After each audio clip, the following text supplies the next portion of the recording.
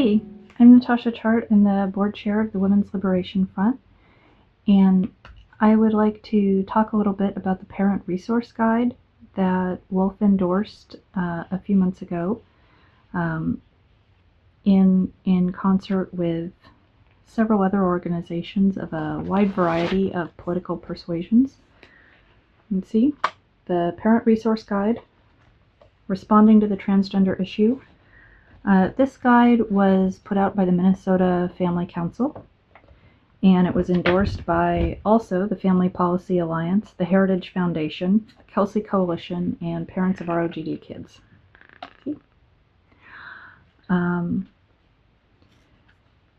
I could say a little bit more about, and I will, about what we thought about this guide, which we were involved in drafting and giving feedback on.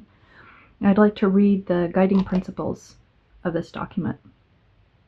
All parents can make use of this resource guide regardless of worldview or political stance. Science and reason inform the development of this guide, both of which provide solid common ground among people of all faiths and political allegiances. Parents are the primary educators of their children. Though they may choose to entrust their child to a public school, parents are ultimately responsible for overseeing their children's education. Schools best serve students when they inform, involve, and respect parents.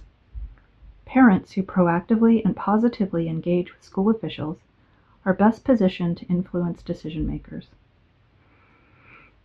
The best possible outcomes result from parents who are already involved in the school community. Students who identify as transgender deserve the same educational opportunities and resources as their peers and should be treated with respect. Schools must adopt truthful, compassionate, common-sense policy solutions that do not threaten the privacy, safety, and dignity of any student. The goal of this guide is to protect students from harm stemming from irreversible treatments, privacy violations, and compelled speech, to educate parents about the transgender issue, and to equip parents to advocate on their child's behalf. So among the reasons why we endorse this is because these principles, I think, are in line with most people's beliefs that all students should be treated with respect, regardless of what issues that they may be going through, or what their family situation is, or what their parents or they themselves happen to believe. That parents should be proactively and positively involved in their school community. I think we all get a lot more out of our schools when that's the case. And we do want all children protected from violations of their dignity and their basic rights. So to answer why we endorse this is just to say we agreed with it.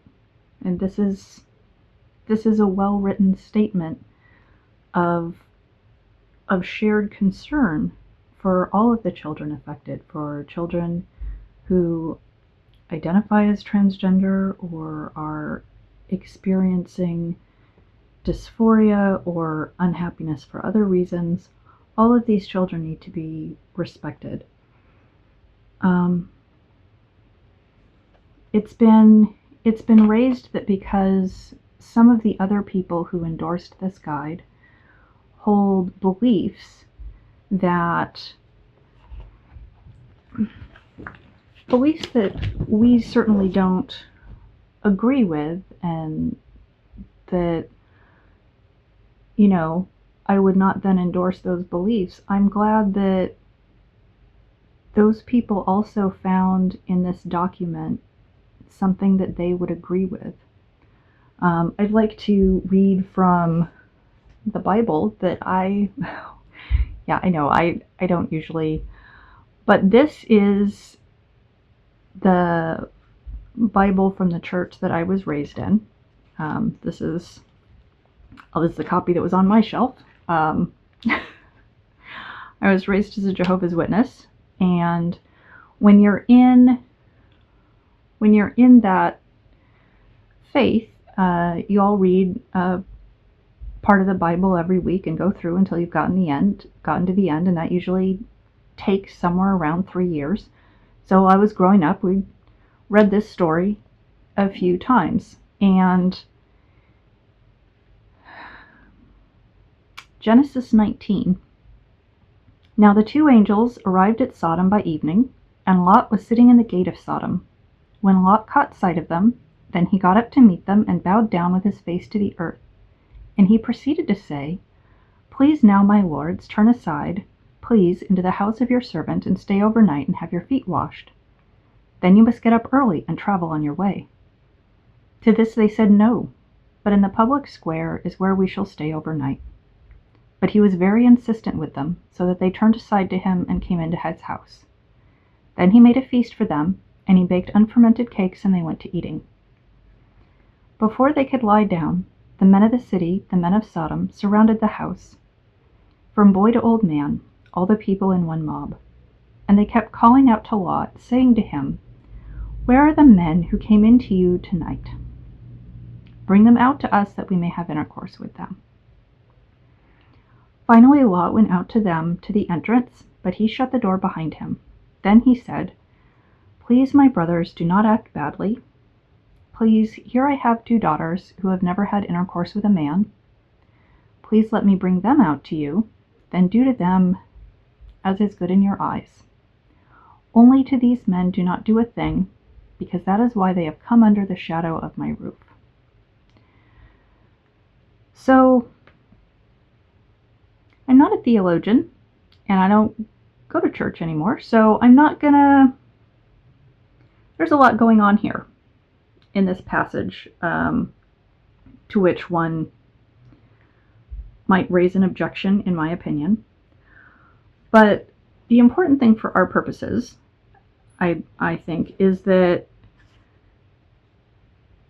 many, many millions of people around the world and in this country who are Christians have grown up reading that story and nonetheless did not go out and hurt anybody or commit any crimes, probably never even, yelled anything horrible at someone on the street based on what may have been a belief that that story is an accurate depiction, if you will, of how men who are attracted to other men will act if they're not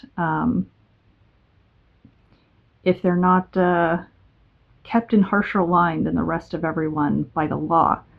I have to say, as a woman, relating a little bit more to Lot's daughters in that scenario, I don't know why no one ever thought that about heterosexual men based on that passage, but that's neither here nor there either. The point is that there are people who've endorsed this guide who have said things that were not too far off from that passage in the Bible, as though it were a depiction of how people who are same-sex attracted still act today, or would if, for example, marriage between 2 men, marriage between 2 women was made law. So I think, it's been a few years now, and part of the beauty of the coming out movement, and now having marriage equality in place in the US, is I think a lot of people have seen that has not happened. That there's not, there hasn't been some uptick in people acting like the people of Sodom, per se, towards strangers in their towns, for instance. And, I laugh a little bit when I say this, just to, when I was growing up, my family, had some horrible beliefs about people who were same-sex attracted, which didn't make it any easier to realize that I was bisexual later in life. horrible jokes about how AIDS was some kind of like blessing from God, because it killed gay men. And I don't have a good feeling remembering that stuff, and I try to put a light face on it. But the important thing, I think, is that whatever happened when I was younger, and whatever happened with my family or in that church, is that that's something, it's not something that I need to like collectively punish everyone who vaguely reminds me of all of that for. It happened, and a lot has changed since then, for which I'm very glad. And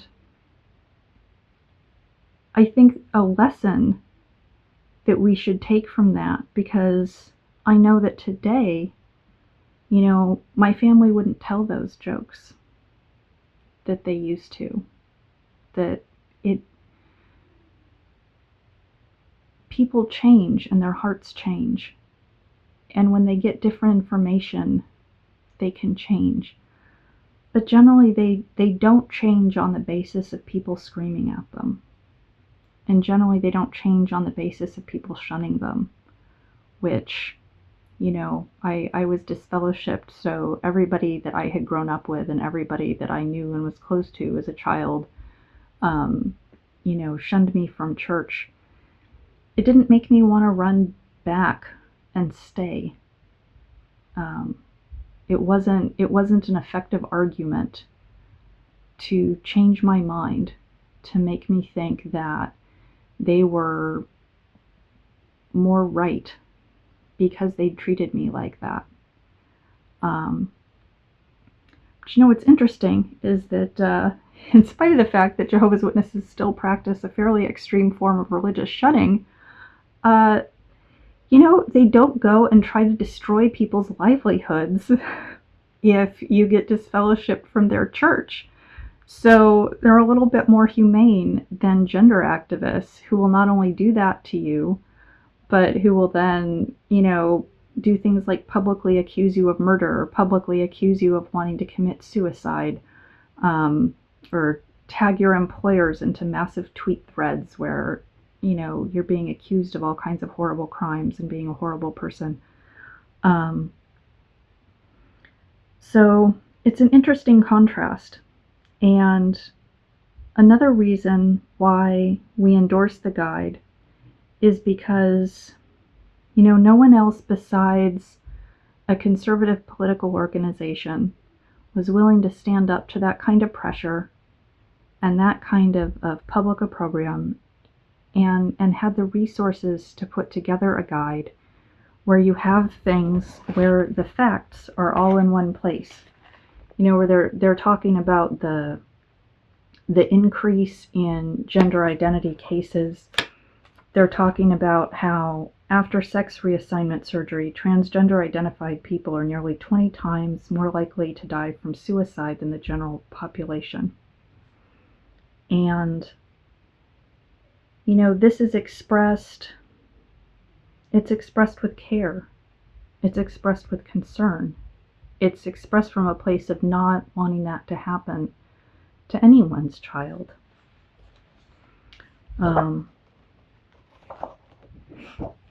A note on page 25 of the guide: sterilization is not just an unfortunate and unintended result of gender-affirming procedures, it is a direct violation of a child's human right to one day choose to procreate.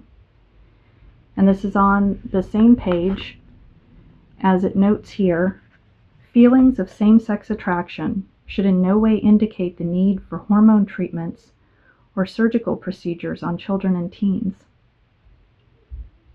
Someone who criticized this guide for association with Christian conservatives suggested that just the proximity to people who believe traditional biblical stories was like working with David Duke. And this, and someone else said that this was obviously harmful homophobia. Said that, because there's these Christian conservatives affiliated with this guide, that it's like harming your kids. And I just, my family did say some horrible things about, people who turned out to be like their daughter. And, in all that time, they never tried to convince me I was a boy. They never tried to convince me to cut off my healthy breasts or be sterilized. They didn't put me into menopause when I was 14. The fact that people who believe differently than mainstream progressives do about same-sex attraction has been equivocated to the harms of the gender identity movement.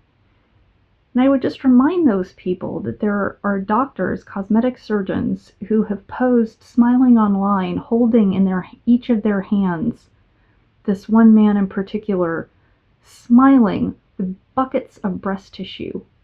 In each hand, a bucket of breast tissue from healthy young girls and women who had mastectomies that they didn't need because they believed that they were really male in their minds, which is something that they've had to hurt their body in ways that it's hard to imagine.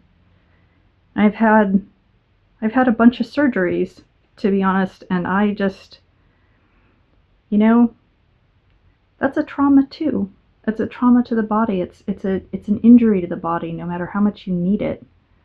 I don't understand comparing these harms.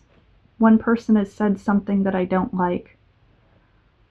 One person is encouraging children to cut their bodies and do irreversible damage to their endocrine systems and their fertility to life. And these things are being weighed as equal by our critics and the critics of this guide. And I don't really understand the moral and ethical calculus that you make when you don't see the harms here of these non-reversible medical and surgical interventions, just weighing the scales down so far that I don't know how you can see the one thing from the other. Another thing it says in here, kids often have interests or behaviors that fall outside of what is considered stereotypically normal for their sex. Some girls like to play sports, and some boys enjoy dancing. But these preferences do not indicate the need to identify as transgender. To the contrary, encouraging kids in their non-stereotypical interests may help them to understand that there is no wrong way to be a boy or a girl. Allowing kids to have some say in how they dress or style their hair, for example, allows them the freedom to express themselves and differentiate their interests from those of their parents, a common tactic among teens. If children are being bullied at school because they don't conform to sex stereotypes or have unusual interests compared to their same-sex peers, schools should address this through their anti-bullying policies. No child should be led to believe that his or her personality is inappropriate for their body or sex. I don't know how you see a message of hate in that, or how someone sees harm to a child from that message. I would hope that pretty much everyone, regardless of their faith, regardless of their political allegiances, would agree with that, would agree that a young person's interests, should be encouraged, that we shouldn't be telling them that they have, the wrong personality from their body. I mean, something that's really that's really sexist, that seems really homophobic, is this. I have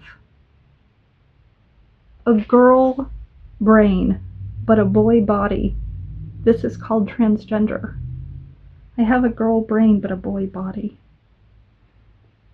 That this child is saying their whole body is wrong for their mind.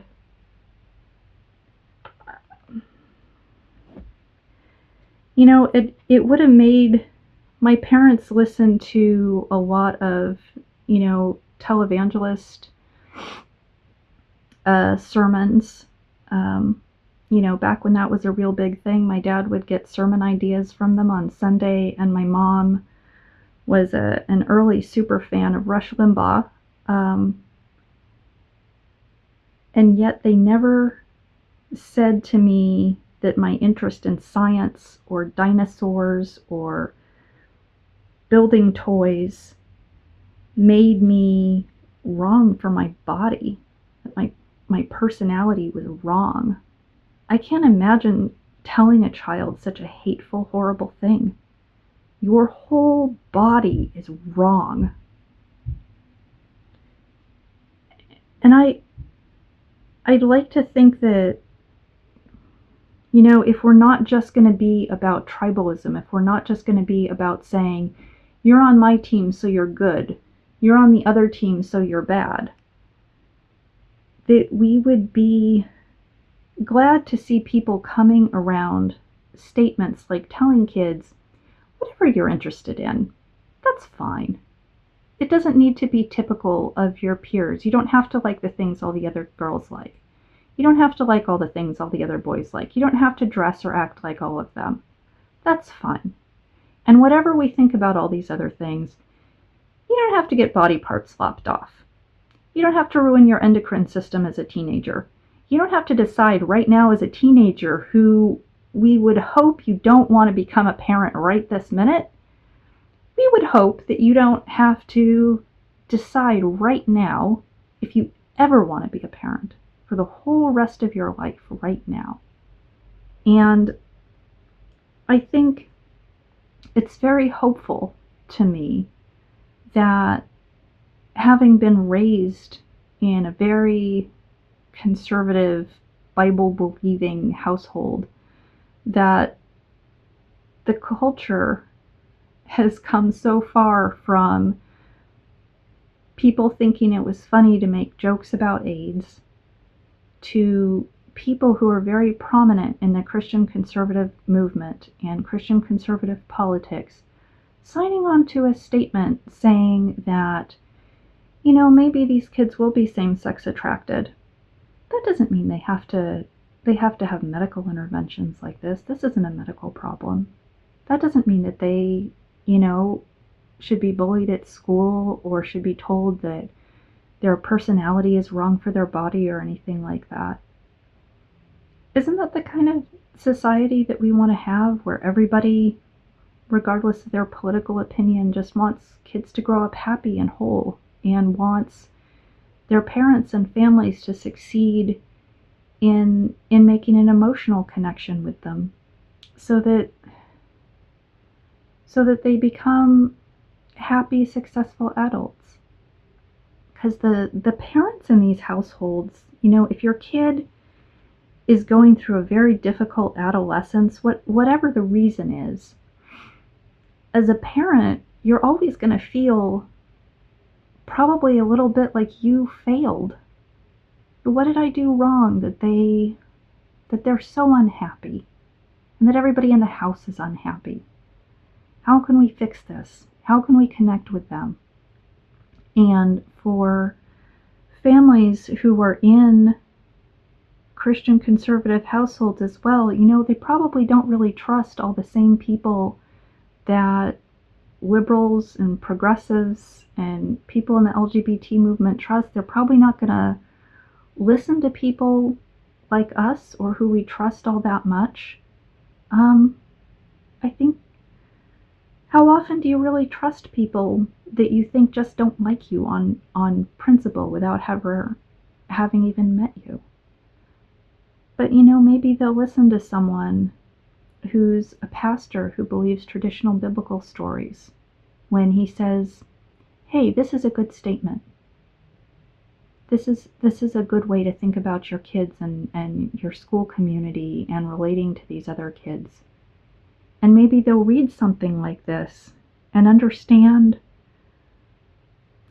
what they're being told when they're confronted with statements like, oh, biological sex is a social fiction.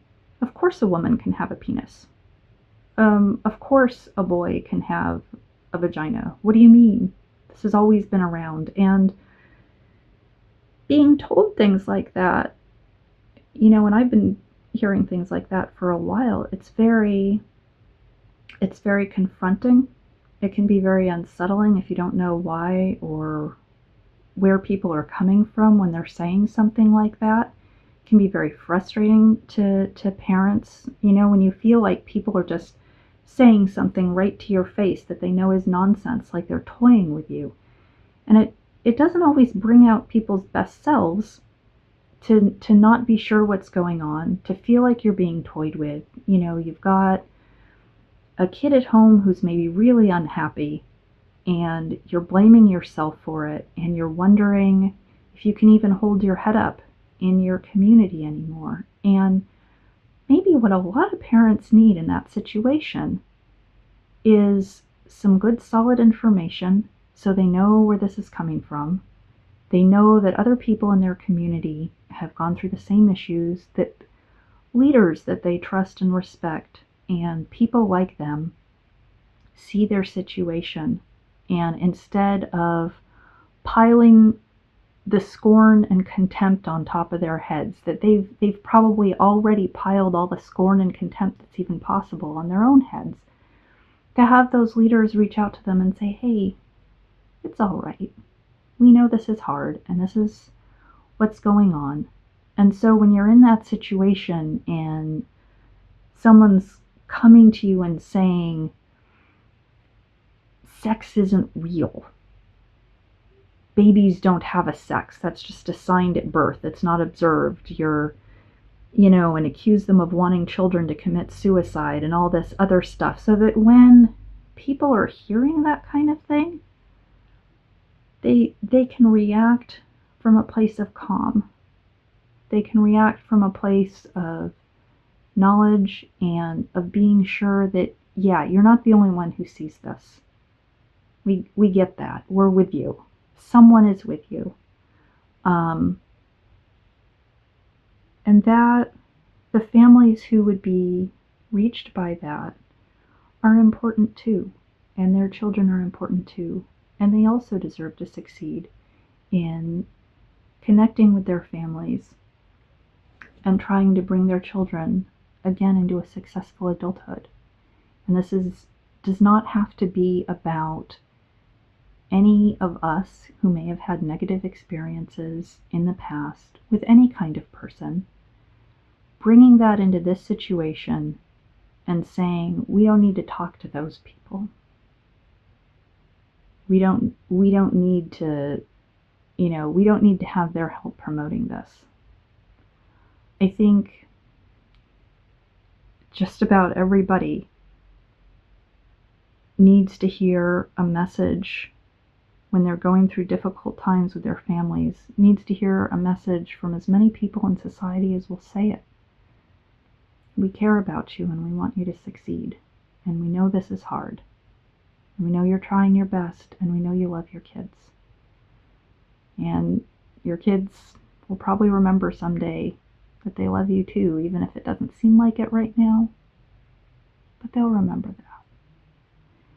And this is the spirit in which I know that the people who put this guide together and endorsed it are coming to this. And whatever disagreements that any of us may have had in the past or over other issues, in a time when everybody seems to hate each other, and everybody seems to be yelling at each other, and everybody's complaining at the same time about polarization, as though you can get past polarization when you say, oh, but the problem is all you. It's not me. It's not me. I think it's a wonderful thing that we could all come together around a statement from so many different perspectives, so many parents and people who have concern about young people, and people from all sorts of worldviews, from secular humanists to very conservative Christians,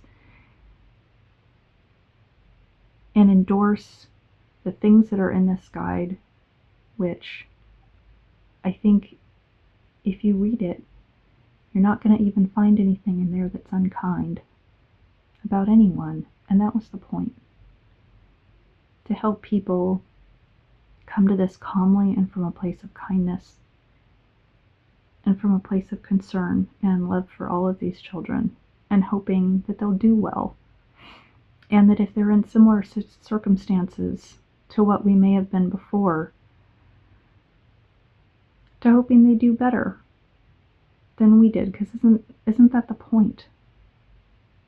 I don't want to yell at people who remind me of things that were unpleasant that happened to me in the past more than I want for kids who are struggling in those circumstances and their parents to have a good relationship with each other so that they can avoid some of the pitfalls and some of the hardships that otherwise, have kind of always been with us.